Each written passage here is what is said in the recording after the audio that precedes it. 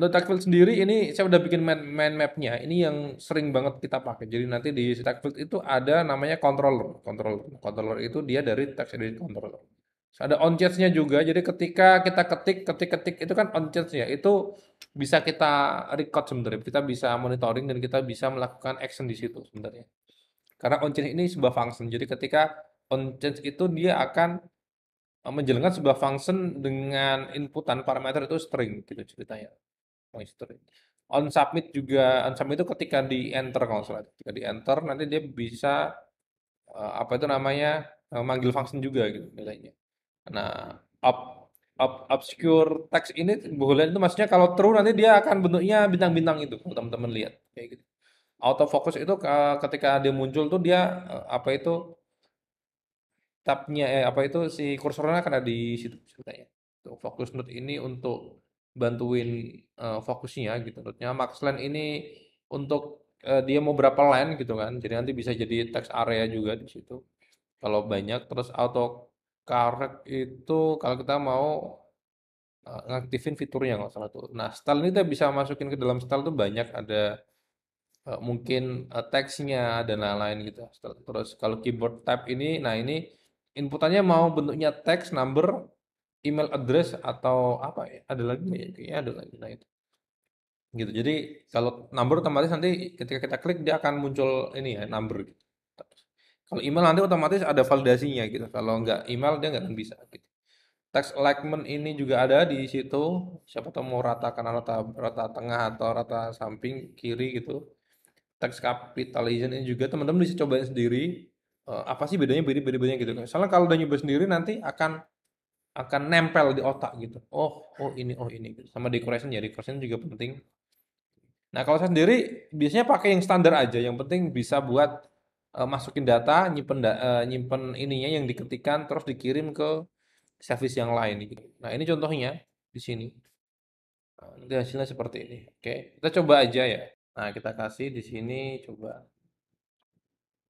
form widget.dart ini ya kan. Terus kita kasih kita import dulu untuk materialnya. Lalu kita kasih stateful widget, kita kasih namanya form widget. Nah, ini ya teman-teman ya. Terus seperti biasa kita kasih scaffold sama abar. Abarnya kita kasih nama kita kasih title teks latihan form. Oke, ini kita hapus cons-nya di sini. Ini kita kasih cons. Oke, kita running dulu biasa. Oke, terus mainnya kita ganti jadi form widget. Nah, seperti ini. Udah masuk ya sini ya teman-teman ya. Oke, nah di form ini, nah kalau mau latihan, kita kan mau latihan form ya. Jadi, eh bentar. Nah kita fokus ke sini. Terus di bodinya, udah kita paling enak tuh pakai bodinya itu kita bungkus dengan kolom dulu aja. Kolom. Nah, karena kalau kolom kan nanti kita bisa banyak sesuatu di dalamnya gitu. Nah, kolom. Terus kita bisa cobain tag field, ya kan? Tag field. Nah, kita bisa tahu di dalam ada apa aja nih gitu. Kalau gini doang gimana nih? Nah, dia langsung full nih, full. Kita bisa masukin. Nah, terus yang terpenting apa dari tag field itu biasanya decoration itu terus kita kasih input decoration ya kan. Input decoration.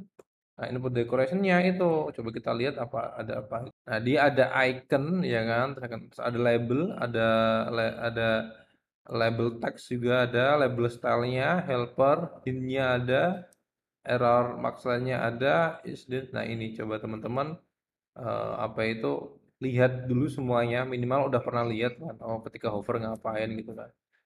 Ketika error border, error fokus tuh ngapain error, nah seperti itu ya. Nah, biasanya di sini kita pakai label, label coba label dia, label itu dia kembaliannya widget. Kalau widget dia berarti kasih teks gitu. Teks, contoh nama gitu. Bisa nggak? Nah, dia jadi di atas ini ya. Kita kosongin di sini. kita kosongin, nggak bisa. Ini nama ya teman-teman. Ini biar dia kenapa mepet ya karena kita nggak ada padding ya. Coba kita kasih padding kolomnya ini biar lebih enak. Kita bungkus dengan padding. Paddingnya kita kasih yang simetris, simetris kayak kemarin. Terus kita kasih yang horizontal. Horizontal kita kasih 16. Nah, ini lebih enak nih dilihat kan. Nah, ya kayak gitu. Nama seperti itu. Nah, terus bagaimana cara kita menangkap data yang kita ketikkan gitu. Nah, cara menangkapnya itu kita taruh di dalam controller gitu, text controller. Nah, dalamnya di mana? Di dalam sini. Ini. Yang sebelah sini ya. Ini kan kita pakai stateful. Nah, ini kelas ini kita nggak usah kita ubah, kita mainnya di sini. Nah, itu kita bisa pakai, kadang ada yang pakai gini, LED gitu kan. Ada yang pakai LED, terus text editor, gitu. Terus kita kasih contoh name controller. Nah, kalau pakai LED, kemarin nanya LED. LED itu, kalau kita pakai LED, itu walaupun kode kita ini bukan nullable, itu dia nggak akan error gitu. Nih. Kalau kita nggak pakai LED kan dia error, karena dia non nullable gitu. Nah, kecuali kita kasih gini kan gitu.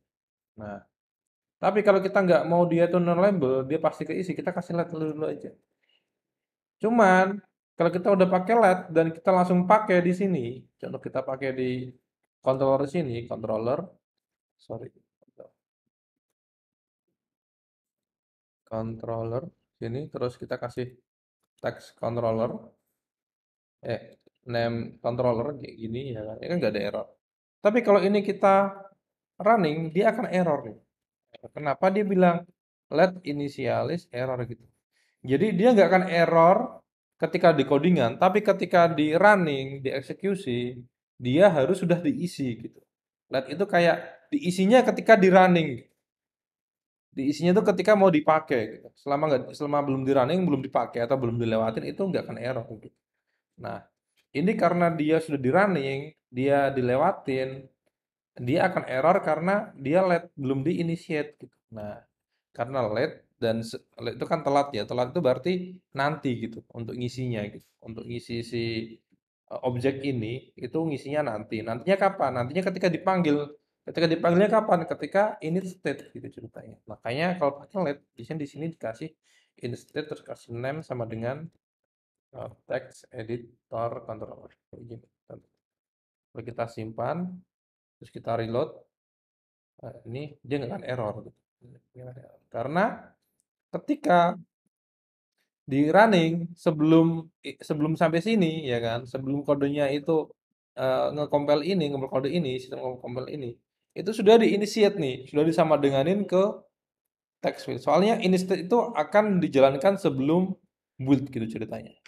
Pokoknya sebelum ini dilewatin, itu dia pasti akan menyelesaikan tugas di sini. Paling nggak dia akan udah menjalankan kode yang ada di sini gitu. Ceritanya gitu. Nah, terus bedanya apa, Bang? Kayak gini sama pakai gini, biasa gini tapi di sini ada ini teks editor. Kayak gitu. Ini kan sama aja sebenarnya. Iya kan? Nah, ngapain taruh di sini gitu. Nah, kenapa begitu? Karena ketika kita sudah menggunakan text editor controller ya kan dan dia ditaruh di dalam controller itu secara memori di handphone itu akan didaftarin ke memori gitu ceritanya. Kayak kita udah membuat initiate gini terus disama dengan nah ini tuh udah kebentuk memorinya gitu. Nah, ketika sudah kebentuk seperti ini, ya kan, kebentuk seperti ini, terus patch ini hilang gitu, patch ini kayak udah kayak kita pindah ke patch lain, udah di-dispose, itu memorinya tetap ada gitu ceritanya, akan nempel ceritanya, nggak kehapus gitu. Dan ketika masuk ke form ini nambah lagi, nambah lagi. Jadi bisa semakin banyak gitu. Apalagi kalau formnya banyak gitu dan nggak ada di dispose itu nanti bisa penuh lah memorinya gitu, memori leak. Nah, makanya eh, mereka yang peduli dengan memori itu, peduli dengan apa peduli dengan efektivitas kodenya, terus nanti bagaimana aplikasinya biar cepet. Nah, dia bikin bagaimana Kalau emang nggak dipakai, ya dia nggak di initiate gitu kayak gini. Kalau kalau form ini nggak dipakai, ya dia nggak akan di initiate tuh ceritanya dengan kata let gitu. Nah, dia diisinya ketika apa? Ketika di initiate. Nah, terus ketika page ini hilang atau page ini diganti dengan page yang lain, itu dia kasih dispose di sini ceritanya. Nah, di dispose. Rename controller titik dispose seperti ini. Jadi ketika page ini pindah ke page yang lain, otomatis kan ini hilang tuh atau ketutup lah gitu. Itu istilahnya dispose. Nah, ketika dispose, itu si controller ini pun akan dispose, dihapus dari memori ceritanya. Kalau dihapus dari memori, otomatis kan nggak akan bengkak. Jadi mau masuk ke sini, keluar, masuk keluar, masuk keluar itu nggak akan ada masalah gitu di performance dari aplikasi yang kita buat seperti itu. Jadi hal yang simpel seperti ini pun akan menjadi sesuatu yang bermasalah kalau dari awal kita bikinnya udah nggak ini apa itu nggak optimal gitu ceritanya. Mungkin kalau cuman satu dua form nggak kerasa ya, apalagi handphone sekarang kan RAM-nya udah 4 GB, 8 GB gitu. Tapi kalau aplikasinya nanti akan besar besar besar besar gitu dan sering bolak-balik gitu. Nah, itu baru baru akan kerasa gitu. Jadi, kita membuat software atau membuat sesuatu itu bukan untuk sekarang atau untuk bukan untuk sesuatu yang kecil, tapi untuk jangka panjang dan untuk sesuatu apa itu produk yang besar. Jadi, tanamkan itu dari sekarang gitu ceritanya dari awal lah ceritanya kayak gitu ya. Nah, kalau kita sudah punya controller seperti ini, nah itu kita ketika ini diisi itu kita sudah bisa ambil nilainya itu lewat controller ini ceritanya. Nah, maksudnya gimana sih Bang? Nah, saya contohin ya. Contohin. Nah, di sini saya coba buat satu lagi children-nya itu saya buat apa button ya di sini ya. Namanya elevated button ya kan. Terus ini saya kasih kosong dulu. Ini saya sebut pokoknya ini function kosong. Function terus ini kasih teks. Saya kasih namanya itu simpan gitu contohnya, simpan.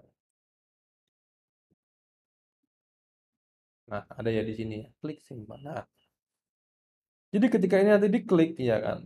Ketika ini diklik saya pengen apa yang saya tuliskan di dalam sini, ya kan, itu nanti akan tampil di sini gitu. Nama kayak nama titik-titik sudah disimpan gitu ya, contohnya. Nah, oke, berarti saya saya bikin lagi di bawah sini, ya kan. Itu saya kasih jarak, saya kasih jarak pakai Facebook ya. Saya kasih hacknya, saya kasih berapa? Saya kasih 10 back saja. Oke, kasih cons karena dia nggak ada parameternya. Nah, nggak ada variabelnya. Terus setelah itu di bawah sini kita kasih dia teks biasa aja ya kan, result contohnya. Kan dia muncul di sini ada result ya teman-teman. Oke, ini kurang besar saya kasih text style, style, pakai text style, kasih font size ya, jadi 30 gitu. Oke, result gini. Nah, ini kita bisa kasih kondisi di sini. Kondisi contoh gini. Kondisinya apa? Seperti ini kita bisa kasih string interpolation ini. Kita kasih kondisinya yaitu if di sini. Ini bisa kita coba. Kayaknya gini deh kayaknya.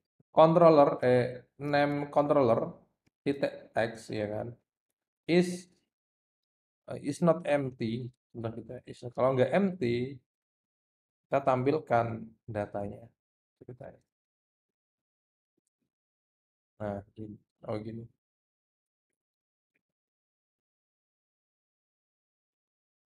Nah, gitu. Tapi kalau nggak ada, ya kita kasih kosongan gitu. Nah, ini kan kosongan nih, nggak ada nilai. Iya kan? Nggak ada nilai.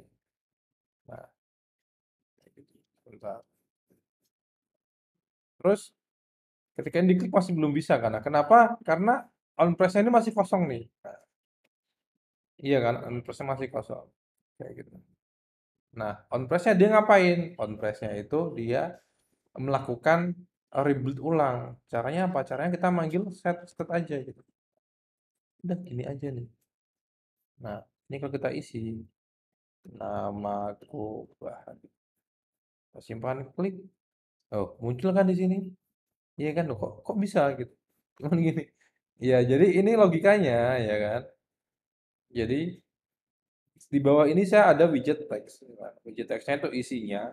Kalau controllernya ini ada isinya atau kalau teks field ini ada isinya, dia akan menampilkan teksnya. Tapi kalau kosong, ya kan?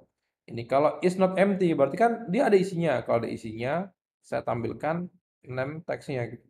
Tapi kalau nggak ada, saya nggak tampilkan apa-apa gitu. Nah, ketika ketika disimpan ini, ketika ini diklik kan, diklik tadi dan nggak ada set state-nya, ya kan? Ya dia nggak akan ngapa-ngapain gitu, nggak ngapa-ngapain. Tapi kalau ada set state-nya, ya kan? Fungsi set state ini dia akan melakukan reboot ulang dari ini, dari widget build ini gitu. Nah, di boot ulang. Nah, berarti ketika saya button, klik button ini simpan, klik ya kan. Terus otomatis kan menjalankan widget ini ya kan, menjalankan on press ini. Nah, on press ini dia ngapain? Dia set state. Berarti dia ngulang gitu. Nge-reload gitu. Yang di-reload apa? Yang di-reload itu si widget ini gitu. Nah, ketika di-reload ulang, otomatis kan dia jalanin kode ini, dijalanin satu. Nah, akhirnya sampai teks ini. Nah, dia cek controller teksnya ini ada isinya enggak gitu. Nah, karena ini tadi udah kita ketik-ketik kan, namaku Bahri gitu. Nah, otomatis ketika kita simpan gini, dia akan melakukan reload lagi, melakukan reboot ulang, nih reboot ulang, terus dia akan baca lagi nama controllernya ada nggak gitu. Nah, karena ada, kenapa ada ya? Karena ini udah ada on nya tadi, udah diisi kan gitu. Otomatis kan berubah juga. Nah, otomatis diambil data yang baru gitu. Kalau ini kita kosongin, ya, ini kita kosongin, terus di sini simpan kita klik di sini. Nah, dia kosong. Kenapa? Ya karena dia rebuild ulang, tapi controller ini udah kosong, nggak diisinya. Karena kosong dia masuk ke dalam sini. Itu sebenarnya logikanya di situ. Nah, makanya kadang kalau di grup teman-teman dengar pakai apa? Pakai set state, set state. Nah, ya set state ini nih sebenarnya. Set state doang cukup gitu. Dengan set state kita bisa menghandle state yang ada di widget itu gitu. Nah, state yang ada di widget ini apa? Ya ini state-nya bisa semua data yang ada di widget ini gitu. Nah, salah satunya ya ini kayak name controller gitu. Ini name controller ketika ini di state di reboot ulang otomatis nilai yang terakhir ada di sini itu akan ditampilkan gitu. Tapi dia nggak nge-build ini yang di atas ini ya. Pokoknya dia rebuild-nya itu yang dari widget ini, widget rebuild-nya. Jadi nilai yang di sini nggak akan di replace ulang gitu, nilai yang ada di atas ini gitu. Gitu. Oke. Kalau di sini kayak saya punya contoh di sini ada saya kasih int count gitu ya, sama dengan 10. Nah, ya kan? Terus di sini saya kasih juga teks, saya kasih teks di sini. Saya kasih nilainya tadi itu apa? Count gitu. Count. Ya butuhnya string jadi pakai interpolation aja. Count seperti ini. Nah, ini kan 10 nih, teman-teman lihat ya, 10. Nah, ini 10. Terus ketika saya klik button ini ya kan, ketika saya klik button ini, itu saya pengen 10 ini tuh akan bertambah 5 contoh. Jadi ketika saya kasih itu ada count sama dengan count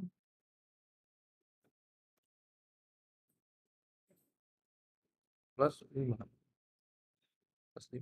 Nah, jadi ketika ini saya klik, oh 15, 20, 25, 30. Kenapa bisa seperti itu? Karena yang dia rebuild atau yang dia compile ulang itu yang dari widget build ini ke sini.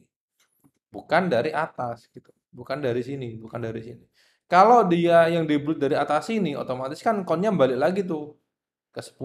Akhirnya ketika di set state dia kan 10 dan tampilnya 10 juga gitu, harusnya ya kalau dia dari atas itu. Cuman karena dia rebuild dari sini, ketika saya klik press ini, count-nya kan saya tambah 5, otomatis di sini kan 15.